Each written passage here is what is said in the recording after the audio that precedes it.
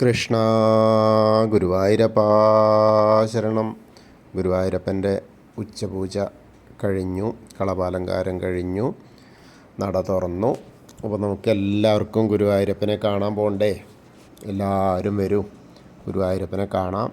ഇന്നത്തെ അലങ്കാരം എന്താണ്, ആ കളഭാലങ്കാരം എന്താണ്, ആരായിട്ടാണ്, ഏത് രൂപത്തിലാണ് ഭഗവാൻ നമ്മളെ കാണാനിരിക്കുന്നത് എന്നൊക്കെ അറിയാനുള്ള ആകാംക്ഷയല്ലേ എല്ലാവർക്കും. എല്ലാവരും ആ അലങ്കാരം കഴിഞ്ഞിട്ട്, ആ ഉച്ചപൂജ കഴിഞ്ഞിട്ട് വേണം ഭഗവാനെ തൊഴാൻ എന്നുള്ള ഒറ്റ ചിന്തയിൽ നടക്കുകയാണ്. അപ്പോൾ നമുക്ക് ഗുരുവായൂരപ്പൻ്റെ അടുത്തേക്ക് പോവാം. ആദ്യം തന്നെ നമുക്ക് കിഴക്കേ നടയിൽ വന്നിട്ട് ഗണപതി ക്ഷേത്രത്തിൽ വന്നിട്ടൊന്ന് ഗണപതിനെ കണ്ടു തൊഴാം. അത് കഴിഞ്ഞ് അനുവാദമൊക്കെ വാങ്ങിയിട്ട് ഗുരുവായൂരപ്പൻ്റെ അടുത്തേക്ക് വരാം. അങ്ങനെ ആ വാതിൽപ്പടിയിൽ അവിടേക്ക് വരികയാണ്, ഗോപുരവാതിൽ കടന്നിട്ട്. അങ്ങനെ നമ്മൾ വന്ന്, ഇന്ന് വലിയ തിരക്ക് എന്ന് പറയാനില്ല, എന്നാൽ തിരക്കുണ്ട്. ഇനി വ്യാഴാഴ്ചയല്ലേ, അപ്പോൾ എല്ലാവരും ഇന്നലെയും കുറച്ച് കുറവ് തന്നെയായിരുന്നു. ഇനിയിപ്പോൾ മകരവിളക്കൊക്കെ കഴിഞ്ഞാൽ കുറച്ചൊന്ന് ശാന്തമാവും. എന്തായാലും നമുക്ക് ഗുരുവായൂരപ്പനെ തൊഴാൻ പോവാം. ഗുരുവായൂരപ്പൻ്റെ വാതിൽപ്പടി കയറുകയാണ് കേട്ടോ. അപ്പോൾ എല്ലാവരും കൂടെ വരൂ. അങ്ങനെ വരുമ്പോൾ നമ്മൾ ആദ്യം തന്നെ ആ വാതിൽപ്പടിയുടെ മുകളിൽ കയറി നിന്നാൽ നമുക്ക് കാണാം ശ്രീലകത്തെ പൊൻവിളക്കിൻ്റെ പ്രഭാകിരണങ്ങൾ. അങ്ങനെ നമ്മൾ അങ്ങോട്ട് ഒന്ന് നോക്കി, പിന്നെ വീണ്ടും ആ മേൽപ്പത്തൂരിനെ നാരായണീയം എഴുതിയ സ്ഥലം അവിടെ നോക്കിയിട്ട് മേൽപ്പത്തൂരിനെ ഒന്ന് സ്മരിക്കുക, മനസ്സാ സ്മരിക്കുക. അതുപോലെ വലത് വശത്ത് ആ നരസിംഹാവതാരം കാണിച്ചു കൊടുത്ത തൂണൊന്ന് നോക്കി തൊഴാം. ഇനി നമ്മളിങ്ങനെ ശ്രീകോവിലിൻ്റെ അവിടേക്ക് ഇങ്ങനെ നോക്കുമ്പോൾ കാൽത്തളകൾ കാണാണ്ട് നമ്മുടെ പൊന്നുണ്ണിയുടെ. അങ്ങനെ രണ്ട് കാൽപാദങ്ങളും കാൽത്തളകളൊക്കെ ഇട്ടിട്ട് ഇങ്ങനെ പട്ട് കോണകൊക്കെ ഞൊറിഞ്ഞെടുത്ത് ചെറിയൊരു പൊന്നുണ്ണിയായിട്ടാണ് നിൽക്കുന്നത് കേട്ടോ. കുഞ്ഞ് കുമ്പങ്ങനെ വയറ് നിറഞ്ഞിട്ടുണ്ട്. നേദ്യമൊക്കെ കഴിച്ചിട്ടേ പാൽപ്പായസവും ത്രിമധുരവും പാലടയും എല്ലാം കഴിച്ച് നേദ്യമൊക്കെ കഴിച്ച് അങ്ങനെ ഇരിക്കുകയാണ്. അപ്പോൾ ആ കുഞ്ഞുണ്ടേമിലിങ്ങനെ അരമണി ഇങ്ങനെ കിങ്ങിണി ചാർത്തിയിട്ടുണ്ട്. അതിങ്ങനെ താഴത്ത് കിടക്കുക, ഞാന്ന് കിടക്കുക. പിന്നെ അങ്ങനെ നോക്കി വരുമ്പോഴോ വലത്തെ കയ്യിൽ ഓടക്കുഴലിങ്ങനെ പിടിച്ചിട്ടുണ്ട്, ഇടത്തെ കൈ ഇങ്ങനെ അരയ്ക്ക് ഇങ്ങനെ കുത്തി പിടിച്ചിട്ടുണ്ട്. കളിക്കാനുള്ള തയ്യാറെടുപ്പിലാണ്. ആ നേദ്യമൊക്കെ കഴിഞ്ഞേക്കുമ്പോഴേ നല്ല സുന്ദരനാക്കിയിട്ട് യശോദാമ്മ അവിടെ ഇങ്ങനെ അണിയിച്ചൊരുക്കിയിട്ട് നിർത്തിയിട്ടുണ്ട്. അപ്പോൾ ഇനി കളിക്കാൻ പോവുകയാണെന്നാ സതീർത്ഥ്യരെയൊക്കെ വിളിക്കുകയാണ്, കളിക്കാൻ വരൂ, കളിക്കാൻ വരൂ, നമുക്ക് കളിക്കാൻ പോവുക. ചെറിയ പ്രായമാണ്, ഒരു 2-2.5 വയസ്സൊക്കെ ഉള്ളൂ, ചെറിയ ഉണ്ണിയാണ്. ആ നെഞ്ഞത്ത് ആ മാറത്തിങ്ങനെ ഗോപീതിലകം വെച്ചിട്ടുണ്ട്, നെറ്റിയിലും ഗോപീതിലകം ഉണ്ട്, ചെവിപ്പൂക്കൾ വെച്ചിട്ടുണ്ട്, അതുപോലെ കൈവളകൾ ഇട്ടിട്ടുണ്ട്, തോൾവളകളുണ്ട്. അങ്ങനെ നല്ല രസമായിട്ടാണ് എന്ന് ശരിക്കും പറഞ്ഞാൽ കുമ്പയ്ക്കാണ് പ്രാധാന്യം കേട്ടോ. നല്ല രസമായിട്ടാണ് കുമ്പങ്ങനെ ചാർത്തിയിട്ടുണ്ട് കളവം കൊണ്ട്. അങ്ങനെ നോക്കുമ്പോൾ പീലിത്തിരിമുടി കെട്ടിയിട്ടുണ്ട്, 2 തിരുമുടിമാലകളുണ്ട്. വെളുത്ത പൂവുണ്ട്, തെച്ചിപ്പൂവുണ്ട്, പിന്നെ തുളസിപ്പൂവുണ്ട്. അതേപോലെ ഉണ്ടമാലകളുണ്ട്. ഉണ്ടമാലകൾ വെള്ളയും ചുവപ്പും തുളസിയായിട്ടുള്ള അങ്ങനത്തെ അതേപോലത്തെ 2 എണ്ണമാണ് അങ്ങനെ ചാർത്തിയിട്ടുണ്ട്. ആ ചതുർബാഹുവായ വിഗ്രഹത്തിൽ മുഴുവനുമായിട്ടും നിൽക്കുകയാണ് കേട്ടോ. നല്ല രസമായിട്ടാണ് കാണാനുള്ളത്. കറുപ്പ് ഭാഗങ്ങളൊന്നും കാണാനില്ല. ആ പാതാളാഞ്ജന ശിലയുടെ ഭാഗങ്ങൾ കുറവായിട്ടേ കാണാനുള്ളൂ. നല്ല രസമായിട്ടുള്ള കളഭാലങ്കാരമാണ്. ഉച്ചപൂജയും കളഭാലങ്കാരമൊക്കെ വളരെ കേമമായിട്ടുണ്ടായിരുന്നു. ഉച്ചപൂജ എന്ന് മേൽശാന്തിയാണ്. വളരെ നന്നായിട്ടുള്ള കളഭാലങ്കാരമുണ്ട്. കളഭാലങ്കാരമൊക്കെ നമ്മൾ ശ്രീകോവിലിൻ്റെ അടുത്ത് വന്ന് തൊഴുകയാണ്. സോപാനപ്പടിയിലെ അവിടെ സോപാനത്തിൻ്റെ അപ്പുറത്തേക്കും ഇപ്പുറത്തേക്കും നോക്കിയാൽ ദശാവതാര വിഗ്രഹങ്ങൾ ആ സ്വർണ്ണത്തകിടിൽ ഇങ്ങനെ ആലേഖനം ചെയ്തത് കാണാം.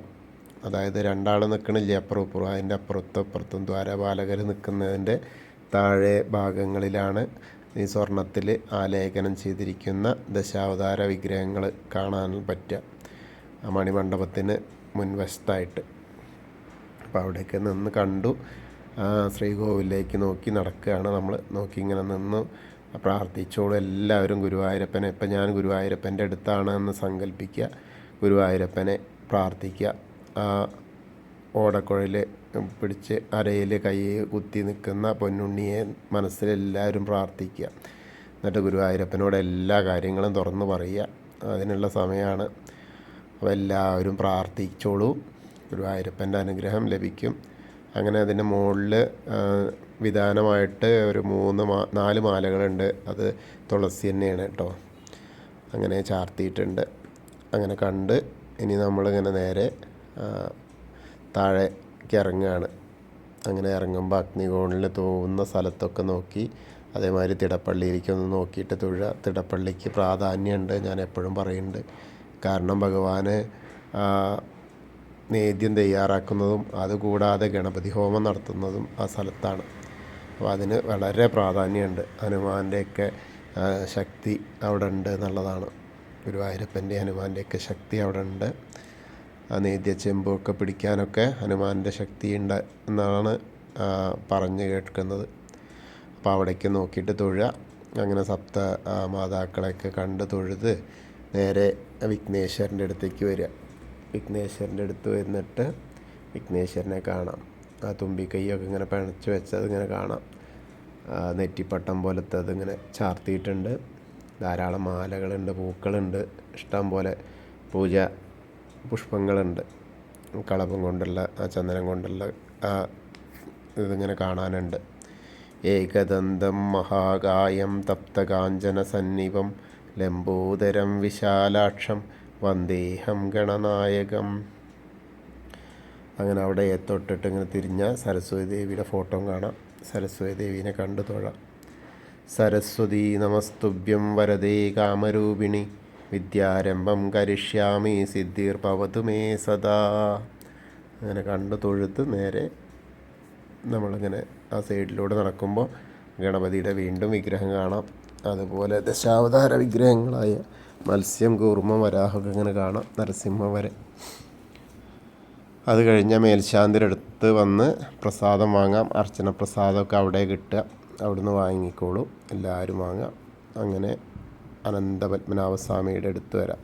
അവിടെ വെളുത്ത പൂവും തുളസിയായിട്ട് ഇങ്ങനെ നിറയെ മാലകൾ മുകളിൽ ചാർത്തിയിട്ടുണ്ട്. അപ്പോൾ ആ ലക്ഷ്മി വിളക്കിലൊക്കെ നിറയെ നെയ്യുണ്ട്.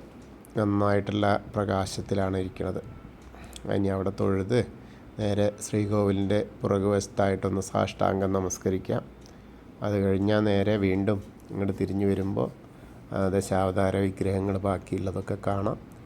പിന്നെ കണ്ണൻ്റെ അടുത്ത് വരുന്നാൽ ഒരു തുളസിമാല ചാർത്തിയിട്ടുണ്ട് കണ്ണന്. അത് കണ്ട് മുരുകന് കാണാം. മുരുകന് ഭസ്മാഭിഷേകം കഴിഞ്ഞിരിക്കണം. അത് കഴിഞ്ഞ് അങ്ങോട്ട് കിടക്കാൻ പറ്റില്ല. അപ്പോൾ ഇപ്പുറത്തൊന്നും നോക്കാനേ പറ്റൂ. ഹനുമാൻ സ്വാമിയുടെ അടുത്ത് വരിക. ഹനുമാൻ സ്വാമിയുടെ അടുത്ത് നിന്ന് വെറ്റില മാലയൊക്കെ ചാർത്തിയിട്ടുണ്ട്, കുങ്കുമൊക്കെ ഉണ്ട്. അപ്പോൾ അതിവിടെ വന്ന് തൊഴുത് ആ കുങ്കുമൊക്കെ എടുത്ത് ശിരസിലൊക്കെ ഇടാം. അങ്ങനെ തൊഴുത് രാധാകൃഷ്ണ വിഗ്രഹങ്ങളൊക്കെ കാണാം. വസുദേവരെയൊക്കെ കണ്ട് ഇങ്ങനെ വീണ്ടും നമ്മൾ ആ ശ്രീകോവിലിൻ്റെ ഓവിൻ്റെ അവിടെ ഒന്ന് പ്രാർത്ഥിക്കാം. അത് കഴിഞ്ഞാൽ നേരെ ഗ്രില്ലിൻ്റെ അപ്പുറത്തേക്ക് കിടന്നാൽ നമ്മുടെ താമരക്കണ്ണനെ കാണാം. കൽപ്പകവൃക്ഷത്തിൻ്റെ ചുവട്ടിലിരിക്കുന്ന താമരക്കണ്ണനെ കാണാം. താമരക്കണ്ണനെ കണ്ട് പ്രാർത്ഥിക്കുക. അത് കഴിഞ്ഞാൽ ആ മണിക്കിണറിൽ അവിടേക്ക് നോക്കിയിട്ട് പ്രാർത്ഥിക്കാം. കാരണം ഭഗവാന് തീർത്ഥം എടുക്കുന്ന എല്ലാ ആവശ്യത്തിനും തീർത്തെടുക്കുന്ന മണിക്കിണറിന്നാണല്ലോ. പിന്നെ നമ്മളങ്ങോട്ട് തിരിഞ്ഞ് നോക്കുമ്പോൾ ആ നൃത്താറയിലേക്ക് നോക്കിയാൽ നമ്മുടെ പൊന്നുണ്ണി അവിടെ നൃത്തം ചെയ്യുന്നതായിട്ട് സങ്കല്പിച്ച് നോക്കൂ. അവിടെ സങ്കല്പിച്ചാൽ അവിടെ ഉണ്ട്. അപ്പോൾ ആ നൃത്തം ചെയ്യുകയാണ്. അത് കണ്ട് തൊഴുത് നേരെ വടക്കേ വശത്തേക്ക് ഇങ്ങനെ വരുമ്പോൾ കുറൂരമ്മേനെയും നാരദരെയും ഒക്കെ കണ്ട് ആ കൃഷ്ണാട്ട വിഗ്രഹമൊക്കെ കണ്ട് ഇങ്ങനെ പോരുകയാണ്. അങ്ങനെ പോരുന്ന വഴിക്ക് വടക്കേ നടയിലൂടെ പുറത്തേക്ക് ഇറങ്ങി. അങ്ങനെ പുറത്തേക്ക് ഇറങ്ങിയിട്ട് നേരെ ഇനി പ്രസാദ കൗണ്ടറിൽ നിന്ന് പ്രസാദമൊക്കെ വാങ്ങാം. വീണ്ടും നമ്മൾ ഇടത്തരികത്ത് കാവിലെ ഭഗവതിയുടെ അടുത്തേക്ക് പോവാം. കളമ്പാട്ടിൻ്റെ അതൊക്കെ കണ്ടിങ്ങനെ ഇരിക്കുന്ന രാത്രിത്തെ കളമ്പാട്ടും പുറത്തെഴുന്നള്ളിപ്പും ഒക്കെ കഴിഞ്ഞിരിക്കുകയാണ്.